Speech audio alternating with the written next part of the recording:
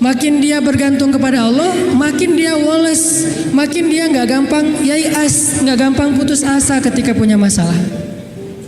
Nabi Yusuf tuh kan masalahnya bertubi-tubi. Ketika Nabi Yusuf dilemparkan ke dalam sumur, ketika Nabi Yusuf dipenjarakan, ketika Nabi Yusuf difitnah, ketika Nabi Yusuf banyak masalah Nabi Yusuf. Tapi pesan Nabi Yakub alaihissalam kepada anak-anaknya, la tai'asu min rauhillah. Baik kepada Yusuf ataupun kepada kakak-kakaknya. La tai'asu min rauhillah. Janganlah kalian berputus asa dari rahmat Allah. Kenapa? Allah itu maha menolong. Ketika kita bergantung kepada Allah, nggak ada yang mustahil. Selalu ada harapan ketika kita berikan harapan itu kepada Allah. Tapi kalau kita berikan harapan itu kepada makhluk, kadang-kadang harapannya semu. Karena makhluk itu, manusia itu sifatnya kullu man 'alaiha fan. Gak ada yang bisa benar-benar total, gak ada yang bisa benar-benar abadi, itu gak bisa. Tapi kalau kita letakkan harapan kita, lalu kita berikan hanya kepada Allah, roja kita hanya kepada Allah Subhanahu Wa Taala, maka tidak ada kata al-ya's, tidak ada kata putus asa dalam kamus seorang mukmin. Laisa min akhlaqil mu'min al-ya's. Putus asa itu bukanlah sifat atau akhlaknya orang yang beriman kepada Allah. Sehingga kenapa bunuh diri itu menjadi dosa besar dalam Islam? Padahal kan gak ganggu orang kan, kecuali tadi bikin macet sistem kereta. Itu juga nggak parah-parah banget lah, nggak sampai gara-gara kita bunuh diri orang akhirnya jadi misalnya celaka gitu, nggak, jarang lah. Apalagi bunuh dirinya sendiri, gantung diri. Kan bunuh diri itu nggak ganggu orang lain. Kenapa dianggap dosa besar? Karena bunuh diri ini sama aja dia tidak mengakui kebesaran Allah Subhanahu Wa Taala. Dia tidak berpegang lagi kepada Allah. Dia putus asa dari rahmat Allah Subhanahu Wa Taala. Padahal Allah selalu mengatakan la ta'asu, jangan putus asa. Aku kasih nih, aku kasih. Tapi dia bilang enggak akan dikasih. Berarti dia kufur kepada Allah Subhanahu Wa Taala dan merugikan dirinya sendiri. Ketika mentalnya kayak gini, walaupun akhlaknya baik, tapi dia tidak punya daya tahan menghadapi masalah, maka dia akan selalu mengakhiri masalahnya dengan cara bunuh diri. Dalam Islam kasus bunuh diri bisa dibilang hampir nggak ada kalau dalam sejarah Nabi dan para sahabat. Satu-satunya ada kasus bunuh diri itu bunuh diri dalam peperangan ada. Dia lagi dibacok, lagi bertempur terus dibacok sama musuh, banyak luka, nggak tahan dengan rasa sakit, kena kayak tombak gitu di perutnya, karena nggak kuat dengan rasa sakit, dia tekan lagi tubuhnya ke tombak itu supaya cepat mati. Lalu ketika dia sudah meninggal, orang-orang mengatakan dia itu pemberani, dia itu syahid, dia itu hebat. Kata Nabi tidak, dia di dalam neraka. Lalu para sahabat bertanya, kenapa ya Rasul kok dia masuk neraka? Padahal kita tahu dia meninggalnya dalam fisabilillah. Kata Nabi karena dia nggak bersabar terhadap ujian dari Allah Subhanahu Wa Taala. Sakit, ya udah daripada saya nggak kuat nahan sakit, mending sekalian mati nih. Itulah al-ya's. Dan itu tidak ada dalam kamus orang yang yakin kepada Allah, beriman dan bergantung kepada Allah SWT. Jadi kalau kita mau belajar kepada orang Jepang, ada yang kita bisa belajar banget, yaitu moralnya, kedisiplinannya, kebersihannya. Tapi tetap ada satu hal yang fatal yang mereka tidak punya, yaitu Tuhan. Mereka nggak percaya kepada Tuhan. Kalaupun ada agama, kata teman-teman di sana, lahirnya sebagai orang agama Shinto kalau nggak salah, terus nikahnya sebagai agama Katolik kalau nggak Protestan, matinya sebagai agama Buddha. Jadi gonta-ganti itu. Kenapa gonta-ganti? Karena buat mereka agama itu hanya sekedar culture. Mereka tidak menyebut Islam sebagai agama Islam, tapi budaya Islam. Mereka tidak mengenal nilai-nilai ideologis, yang mereka tahu adalah nilai-nilai budaya, adat istiadat atau culture. Sehingga buat mereka pindah-pindah culture itu bagian dari kebijaksanaan. Kayak kita misalnya, saya nih orang Aceh, ketika saya berada di Sunda, di mana bumi dipijak, di situ langit dijunjung. Itu kan wise kan? Ketika kita menghargai budaya tempat kita tinggal, keramahan lokal atau apa gitu. Nah ini kan apa? Kearifan lokal. Arif kan bijaksana nih. Nah, karena mereka menganggap agama itu hanya sekedar culture, maka arif menurut mereka itu ketika kita bisa beradaptasi dengan semua momen-momen culture itu. Masa-masanya Valentine, mereka jadi orang Kristen. Masa-masanya hari tertentu, misalnya hari besar Cina, misalnya mereka jadi orang Buddha. Masa-masa tertentu mereka jadi orang Shinto dan segala macam. Yang nggak ada menjadi orang Muslim. Jadi karena nggak bisa dimix nih, satu-satunya yang nggak bisa dimix menurut mereka cuma culture Islam. Yang lain bisa dimix, culture Islam nggak bisa dimix sama mereka, sehingga nggak bersentuhan langsung. Ini artinya mereka melihat semua itu hanya sekedar moralitas, bukan sebuah nilai ideologis yang menguatkan mental, bukan, sekedar moralitas. Culture Islam moralitas, culture yang agama-agama lain yang kita sebut itu moralitas, termasuk culture Jepang itu adalah moralitas. Tapi mentalnya lemah, sehingga ketika mereka punya masalah dalam dirinya, mereka nggak punya pertahanan sama sekali. Sedangkan kita melihat ad-din, melihat Islam adalah sebuah nilai yang membangun mentalitas kita. Hanya akhir-akhir ini kita cenderung melihat Islam itu hanya sebagai undang-undang, sebagai syariat, sehingga orang takut sama Islam. Seolah-olah kalau kita mau menegakkan Islam, yang kepikiran itu cuma kisos, yang kepikiran itu cuma cambuk. Padahal Nabi menerapkan itu juga akhir-akhir setelah mentalitasnya udah mantep nih.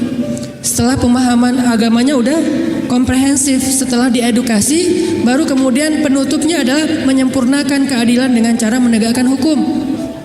Kalau ada orang yang bilang misalnya, ngapain sih Tuhan katanya pengasih tapi kok menciptakan neraka? Sebetulnya jawabannya logis banget dan sederhana kan?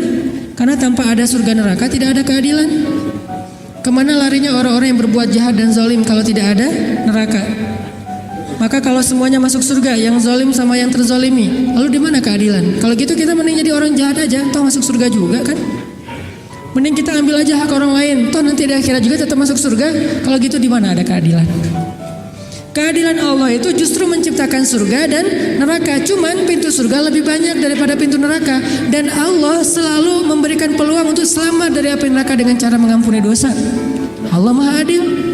Allah nggak mengatakan kalau udah cap neraka udah nggak akan lagi berubah, enggak. Kalau kamu buat dosa sekali nggak akan diampuni, pasti masuk neraka, enggak. Disitulah Maha Rahman. Selain Allah adil, Allah juga Rahim, Rahman, Rauf, apalagi banyak sifat-sifat Halim. Allah menciptakan keadilan dengan adanya surga, adanya neraka.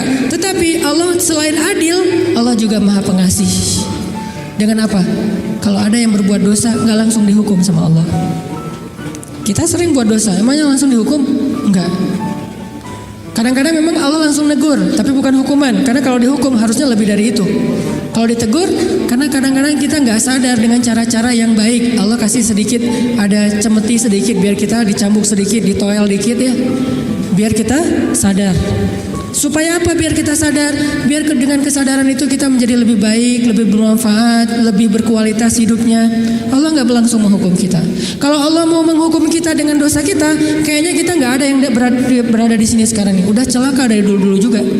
Sekali kita minum, sekali kita narkoba, sekali kita berzina, sekali kita membunuh, sekali kita mengambil hak orang lain, udah langsung celaka.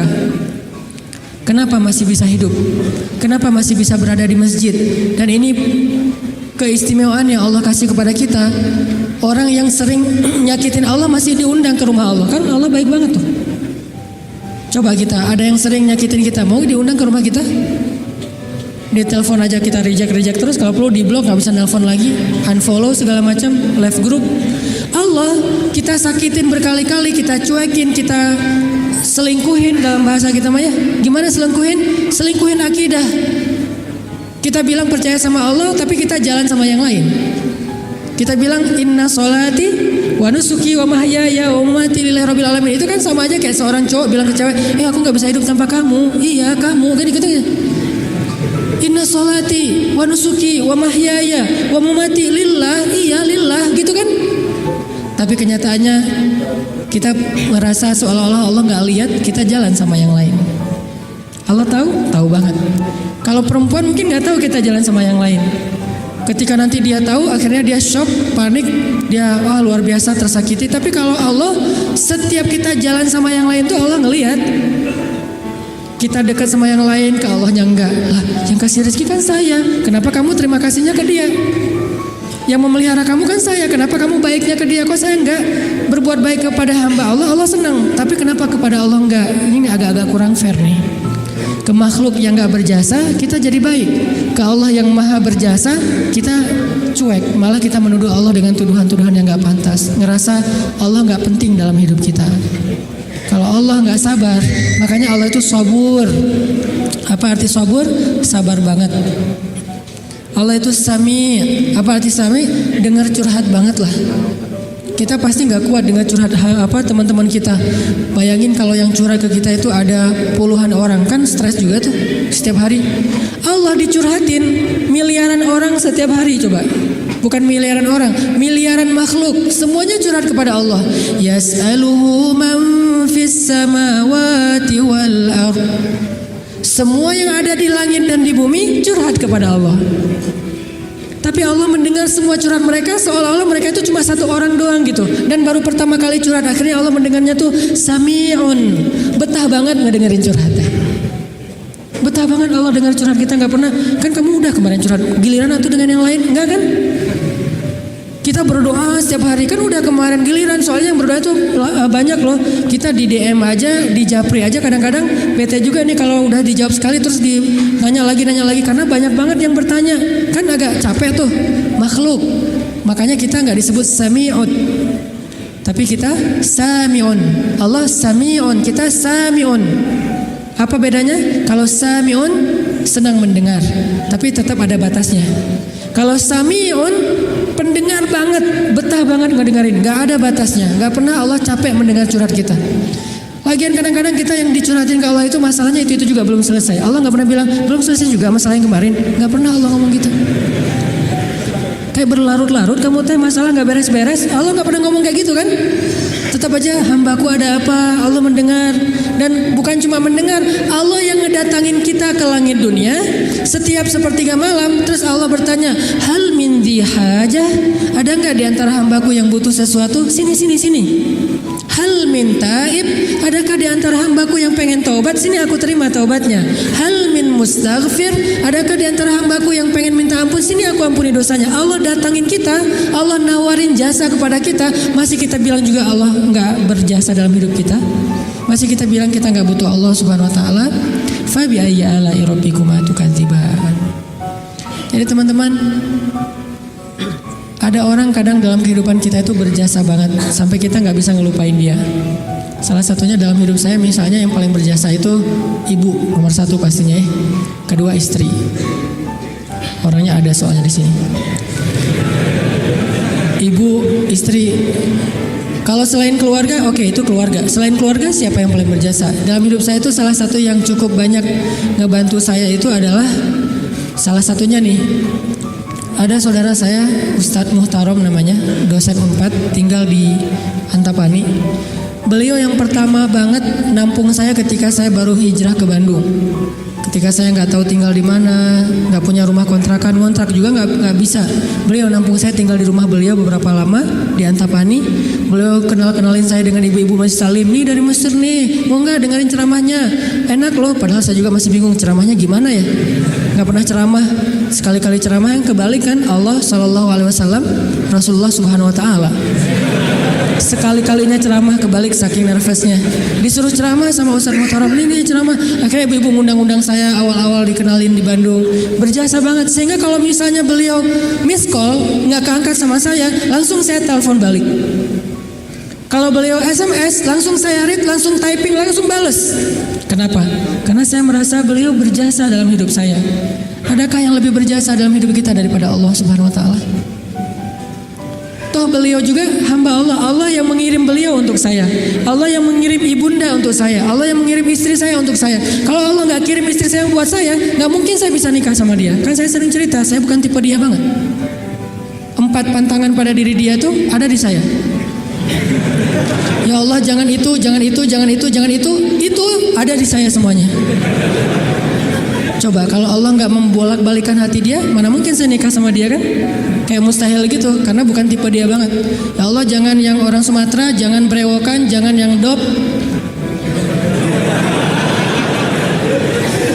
Udah dop, brewokan pula. Jangan anak pesantren karena mungkin beda kebiasaannya, terlalu soleh kali menurut dia gitu ya. Empat-empatnya ada pada diri saya, terutama yang Dop dan Sumatera nih. Orang Sumatera kuliah di Mesir, dan Mesir mah Sumateranya Arab. Arab itu kayak kita, ada Sundanya, ada Jawanya, ada Betawinya, ada Sumateranya. Mesir itu Sumateranya Arab. Di Mesir tuh nggak ada cerita kita nungguin bus di halte tuh nggak ada. Yang ada ngejar bus. Bus tuh nggak pernah berhenti untuk ngangkut penumpang, nggak ada tuh. Bus ngeliat kita lagi nungguin malah dia iseng, makin dicepetin. Akhirnya kita kejar, wah, cowboy banget lah kehidupan di Mesir mah. Dia cuma berhenti kalau yang nungguin itu ibu-ibu. Kenapa? Karena ibu-ibu di Mesir itu raja, nggak ada yang berani sama ibu-ibu. Benar-benar queen tuh kalau ibu-ibu teh. Di Mesir ibu-ibu belanja nih ya, Mang, apa bahasa Arabnya? Gitulah pokoknya. Mang, itu saya pengen ikan gitu ya. Oh iya. Pas diambil ternyata ikannya matanya agak-agak merah gitu, mungkin agak-agak lama di freezer. Akhirnya bilang, ini kenapa nih ikan matanya merah? Begadang ya? Nggak jadi deh, malah saya mau ikan yang suka begadang, cari yang lain. Ganti lagi yang lain, udang aja, baunya nggak enak, ganti lagi, berkali-kali gonta-ganti. Itu yang dagang ikan tuh nggak boleh marah. Kenapa? Yang ngomong seorang perempuan. Dan di Mesir itu perempuan sangat dihormati, nggak boleh berdebat dengan perempuan, aib. Debat dengan cewek itu aib. Kalau dimarahin cewek itu aib. Mending kita menghindar aja deh. Kalau kita naik bus, duduk nih, ibu-ibu naik harus berdiri. Kalau nggak berdiri itu dianggap aib, satu bus semuanya aib. Kalian laki-laki atau apa kalian teh? Ada perempuan masuk ke bus, kalian pada duduk cuek itu, malu-maluin kalau di Mesir. Sehingga kalau ada ibu-ibu naik ke dalam bus nih, cowok-cowok semuanya berdiri siap. Silakan pilih kursi yang mana aja. Ibu-ibu boleh memilih. Kalau di kita kan laki-laki memilih, enggak, salah. Ini ibu-ibu yang memilih, saya mau yang di situ. Kenapa? Cowoknya ganteng. Dia milih tuh. Terserah dia mau duduk di mana. Cuma dua, ibu-ibu sama ulama. Kalau ada ulama Al-Azhar, karena ulama Al-Azhar, dosen-dosen saya di Al-Azhar itu nggak punya mobil pribadi. Mereka hidupnya sederhana. Gajinya gede sih, tapi asal gajian langsung ngasih beasiswa kepada mahasiswa yang kurang mampu. Kalau udah gajian tuh saya ngerasain sendiri nih, dia gajian ngambil di admin ya. Karena dulu nggak ada transferan, Mesir itu agak-agak terlalu ya gitulah, manual ya, nggak ada transfer. Satu-satunya komputer di ruang admin tuh dipakai main kartu. Karena dia nggak ngerti sistem komputerisasi akun kayak gitu tuh, akuntan tuh nggak ngerti dia tuh. Tahu satu-satunya komputer dipakai main kartu. Pas kita lagi ngantri, Om kita lagi ngantri nih, ntar tunggu dulu nih, kita lagi nih belum beres nih, gitu coba. Tapi menghargai banget kepada orang tua, ulama, ibu-ibu. Nah, ada dosen saya ngambil gajinya kurang lebih sekitar 2.000 pound. 1 pound itu dulu sekitar 3.000 rupiah, lumayan lah ya, hampir 10 juta gajinya. Dia ngambil gaji sekitar 10 juta, langsung datangin mahasiswa yang kita lagi nongkrong di depan kelas, di depan kampus, ditangin, ya abnai, manggilnya lembut, anak-anak, kata dosen teh. Kalian udah beli buku kuliah belum? Kita senyum-senyum, padahal udah, tapi senyum-senyum aja. Mau bilang udah, jujur. Mau bilang enggak boleh dusta ya. Senyum-senyum aja. Oh ya udah nih, beli buku, alhamdulillah. Akhirnya kita beli buku, cuman bukan buku kuliah, buku tambahan gitu, kayak buku sejarah, buku apa. Alhamdulillah, dia ngasih dari 10 juta, 5 juta itu buat anak-anak. Dan itu kebiasaan di sana tuh dosen-dosennya. Makanya karena hidupnya kayak gitu, sederhana, nggak punya kendaraan. Dosen kalau mau ke kampus bareng dengan kita pagi-pagi tuh naik bus. Cuman kalau kita ngejar, kalau bus supirnya nggak berani disuruh dosen Al-Azhar ngejar bus kan nggak mungkin nih. Kalau ngelihat itu ada penampilan dosen, langsung busnya berhenti. Begitu dosennya naik langsung jalan tuh, nggak peduli kita lagi di tangga kayak di apa, nggak peduli deh. Kan dosen dulu yang naik nih. Prof silakan. Dosennya naik, baru dosennya di atas, kita masih bergelantungan tuh, bus langsung jalan tuh. Sampai ada beberapa mahasiswa Malaysia karena nggak terbiasa, mungkin mereka kan biasanya naik taksi nih, karena beasiswa dari kampus, dari kerajaannya gede. Kalau kita kan beasiswanya dari Al-Azhar. Mesir itu negara miskin tapi ngasih beasiswa puluhan ribu mahasiswa asing. Negaranya miskin tapi bisa ngasih beasiswa, luar biasa. Nah Malaysia nggak dikasih. Negara yang tidak dikasih beasiswa di Asia itu Malaysia dan Brunei. karena dianggap udah sejahtera. Akhirnya mereka terbiasa naik taksi nih. Begitu mahasiswa Malaysia sekali naik bus, nggak terbiasa naik bus ala-ala Mesir gitu, turunnya membelakangi arah jalannya bus. Kebayang kan? Melundung gitu kan? Kita mahasiswa Indonesia ketawa-ketawa aja, wah lucu. Kalau kita kan udah biasa koboi ya, kejar bus, terus turunnya sambil lari. Kadang-kadang kalau bawa barang itu barangnya dilempar dulu ke dalam bus, langsung dikejar naik gitu. Udah biasa lah kayak gitu-gitu di Mesir. Tadi cerita apa tadi teh? Hubungannya? Ya gitulah, nggak ada hubungannya. Pokoknya balik lagi ke tema ya. Intinya ketahanan hati kita itu ketika kita dekat kepada Allah Subhanahu wa taala. Jadi nggak ada ceritanya dalam kamu seorang mukmin ada masalah, baper, udah gitu bunuh diri, nggak ada. Tergantung tawakal kita kepada Allah. Coba rasain ketika kita lagi ngerasa enak nih hubungannya sama Allah, sama ketika kita lagi jauh dari Allah, terus dua-duanya dikasih masalah, mana yang lebih nyaman buat kita? Kalau kita pas lagi dapat masalah, pas lagi dekat sama Allah, itu akan bertahan banget. Saya pernah ngerasain itu. Saya karena kan sering ditolak ya ceritanya ya, curhatlah dikit lah ya. Kalau ditolaknya lagi jauh dari Allah, itu baper. Tawaf Sungai Nil kan, mau loncat, aduh dalam takut ada apa kuda Nil gitu, nggak loncat, buat apa lagi hidup kalau kayak gini ya. Kenapa kayak gitu? Lemah gara-gara jauh dari Allah. Kalau ditolak pas lagi dekat sama Allah, nggak apa-apa. Yang penting jangan ditolak sama Allah kan gitu. Ditolak, ya Allah, pasti Engkau mau ganti yang lebih keren ya. Husnuzon kan, aku tergantung prasangka hambaku. Ya udah bertahan. Orang makin dekat sama Allah, makin tough, makin bisa survive dalam menghadapi masalah. Makin tuh. Kenapa? Karena survive seseorang dalam menghadapi masalah itu bukan soal dia punya uang atau enggak, dia punya teman atau enggak, dia sehat apa enggak. Soal mentalnya, hatinya kuat enggak menghadapi masalah. Baru dia bisa tough dan survive. Ada orang yang secara fasilitas hidup udah nyaman, kenapa masih bunuh diri? Termasuk tadi tuh di Jepang itu kan jaminan sosial tinggi banget ya, luar biasa ya. Sampai ada teman saya, bukan hanya berlaku untuk warga Jepang, untuk warga asing yang kerja di Jepang tetap dapat jaminan sosial karena pajaknya tinggi. Ada teman saya yang ngelahirin, setelah dia nikah hamil lahir, itu anak biaya ngelahirinya ditanggung pemerintah, terus ibunya boleh cuti selama 6 bulan, tapi tetap dapat gaji full setiap bulan. Cuti 6 bulan, gaji fullnya setiap bulan. Ditambah lagi dengan bonus karena udah punya anak.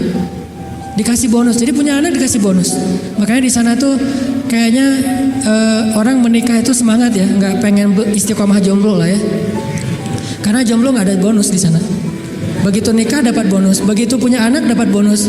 Tapi ada batasannya, anak nggak boleh banyak-banyak juga. Makin nambah anak, makin nambah pajak. Jaminan sosialnya tuh tinggi. Tapi kenapa kok malah gampang putus asa? Padahal secara fasilitas hidup sudah tercukupi. Mental, mungkin secara etika keren lah, pokoknya ngacung jempol pokoknya. Tapi kalau mentalnya lemah, kosong, ada yang gersang di dalam hatinya karena tidak diisi dengan kata Allah di dalam hati mereka. Di satu sisi kita perlu belajar kepada mereka, di sisi yang lain mereka perlu belajar kepada mukmin. Salah satunya mukmin di Indonesia. Ketika kita jauh dari Allah, mulai naik tingkat kriminal, mulai naik tingkat bunuh diri, mulai banyak orang yang putus asa, mulai banyak orang yang mengeluh, terjadilah krisis sosial. Itu ketika jauh dari Allah.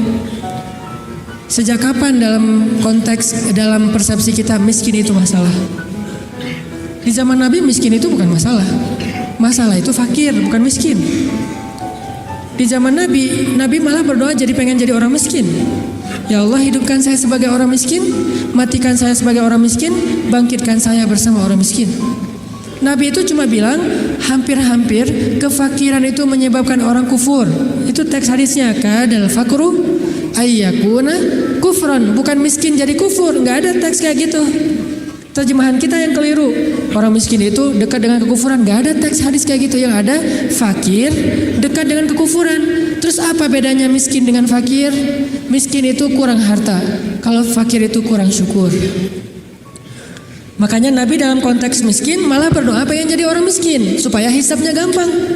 Tapi kalau dalam konteks fakir, Nabi malah bertauz, Allahumma inni a'udzubika minal fakri. Ya Allah, aku berlindung kepadamu dari kefakiran. Maksud kefakiran di dalam doa Nabi itu bukan kurang harta, tapi kurang syukur, kurang qanaah dengan apa yang diberikan Allah Subhanahu wa taala. Mental. Makanya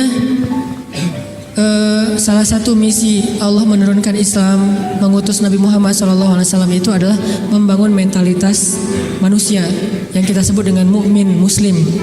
Mentalnya yang dibangun, sehingga dengan mental itu lahirlah kebaikan-kebaikan yang sifatnya moral, kebaikan yang sifatnya akhlak, kebaikan yang sifatnya ritual, ibadah, tapi semuanya berawal dari mental. Termasuk sabar, mental. Yang menyebabkan seseorang gak gampang panik, mentalnya. Dan mental itu tergantung keyakinan dia kepada Allah Subhanahu wa taala.